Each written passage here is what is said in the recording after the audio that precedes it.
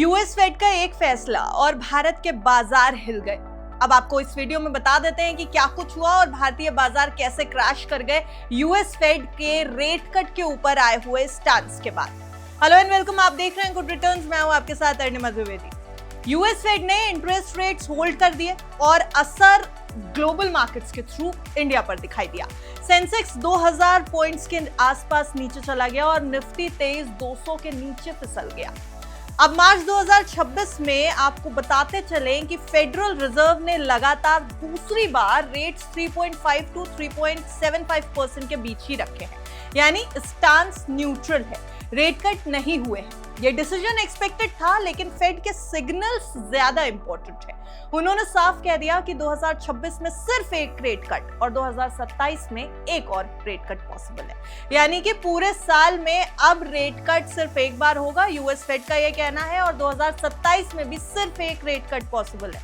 इसका मतलब सिंपल है, इंटरेस्ट रेट्स लंबे समय तक हाई लेवल पर ले सकते हैं और हायर फॉर लॉन्गर पूरी तरीके से ये स्टांस एक्टिव रहेगा बाजार में।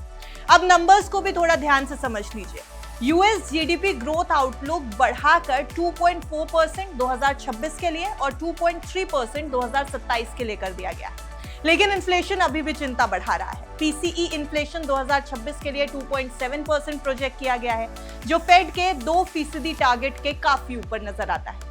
अनएम्प्लॉयमेंट यानी बेरोजगारी भी स्टेबल के करीब है, 4.3% से 4.4% के आसपास, यानी इकोनॉमी स्ट्रॉन्ग नजर आ रही है, लेकिन इन्फ्लेशन अभी भी काफी स्टिकी दिखाई दे रहा है। यही वजह है कि फेड जल्दी रेट कट्स नहीं करना चाहता। अब इस पूरी स्टोरी का एक सबसे बड़ा रिस्क है मिडिल ईस्ट टेंशन, खासकर Iran war. Oil prices already spike up कर चुके हैं और अगर ये कॉन्फ्लिक्ट लंबा चला तो क्रूड $100 प्रति बैरल के ऊपर स्टे कर सकता है। आपको मौजूदा अगर 19 मार्च का दाम हम बताएं तो क्रूड इस समय $111 प्रति बैरल के ऊपर नजर आ रहा है और यहां से शुरू होती हैं भारत की मुश्किलें। और भारत में बाजार पर इन मुश्किलों का असर 19 मार्च को साफ नजर आ गया, जब सेंसेक्स और निफ्टी बुरी तरह क्रैश करते दिखाई दिए। भारत अपनी ऑयल रिक्वायरमेंट का लगभग 85% इंपोर्ट करता है। ऑयल प्राइस में हर $10 की बढ़ोतरी इंडिया के इंपोर्ट बिल को बिलियंस ऑफ डॉलर्स से बढ़ा देती है। इससे करंट अकाउंट डेफिसिट बढ़ता है, रुपये पर प्रेशर आता है और इन्फ्लेशन भी ऊपर जाता है। पहले से ही रुपया वीक ट्रेंड में नजर आ रहा है और ग्लोबल अनसर्टेनिटी इसे और ज्यादा कमजोर कर सकती है। अब आइए दूसरा बड़ा इंपैक्ट समझते हैं। डॉलर से आ रहा है ये दूसरा बड़ा इंपैक्ट। यूएस रेट्स हाई रहेंगे तो डॉलर स्ट्रॉन्ग हो जाता है।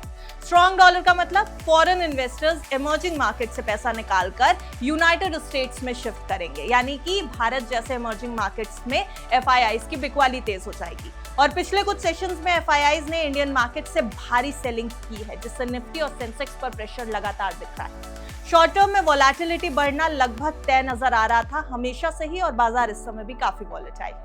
अब सबसे अहम रोल आता है रिजर्व बैंक ऑफ इंडिया का। आरबीआई ऑलरेडी रुपए को स्टेबलाइज करने के लिए फॉरेक्स मार्केट में इंटरवेंशन कर रहा है, यानी डॉलर बेचकर रुपए को सपोर्ट दिया जा रहा है। इंडिया के फॉरेक्स रिजर्व भी इसी वजह से फ्लक्चुएट हो रहे हैं। साथ ही आरबीआई लिक्विडिटी मैनेज करने के लिए सिस्टम में फंड्स भी इंजेक्ट कर रहा है। लेकिन आरबीआई के सामने एक बहुत बड़ा डिलेमा है, इन्फ्लेशन कंट्रोल करें या फिर ग्रोथ सपोर्ट करें। अगर ऑयल प्राइसेस हाई रहेंगे, ऑयल प्राइसेस बढ़ते रहेंगे तो इन्फ्लेशन बढ़ेगा, जिससे आरबीआई को रेट्स हाई रखने पड़ सकते हैं। लेकिन अगर ग्रोथ स्लो हो गई, जो कि इस मिडिल ईस्ट टेंशन के कारण नजर आ रहा है, तो इकोनॉमी को सपोर्ट देने के लिए रेट कट्स की जरूरत पड़ेगी। यही बैलेंसिंग एक्ट आने वाले महीनों में सबसे ज्यादा क्रिटिकल हो सकता है। मार्केट पर्सपेक्टिव से देखेंगे तो शॉर्ट टर्म में प्रेशर साफ नजर आएगा। कमजोर रुपया, प्राइसेस बढ़ रहे हैं क्रूड ऑयल के, एफआईआईज का आउटफ्लो है और ग्लोबल अनसर्टेनिटी है। लेकिन लॉन्ग टर्म स्टोरी अभी भी इंटैक्ट है, क्योंकि इंडिया की डोमेस्टिक ग्रोथ मजबूत है और कंजम्पशन डिमांड स्टेबल बनी हुई है। तो कुल मिलाकर के बॉटम लाइन ये है कि फेड कॉशियस है, ग्लोबल लिक्विडिटी टाइट है, ऑयल रिस्क हाई है और इंडिया में एक सेंसिटिव फेज में एंट्री हो चुकी है। आने वाले 3 से 6 महीने बाजार के लिए काफी वॉलेटाइल रह सकते हैं और हर ग्लोबल अपडेट का सीधा असर भारतीय बाजार पर नजर आएगा। इसलिए गुड रिटर्न्स की आपको सलाह है कि रिस्क एनालाइज करके बाजार में निवेश करिएगा और फाइनेंशियल एडवाइजर की राय लेना बिल्कुल मत भूलिएगा।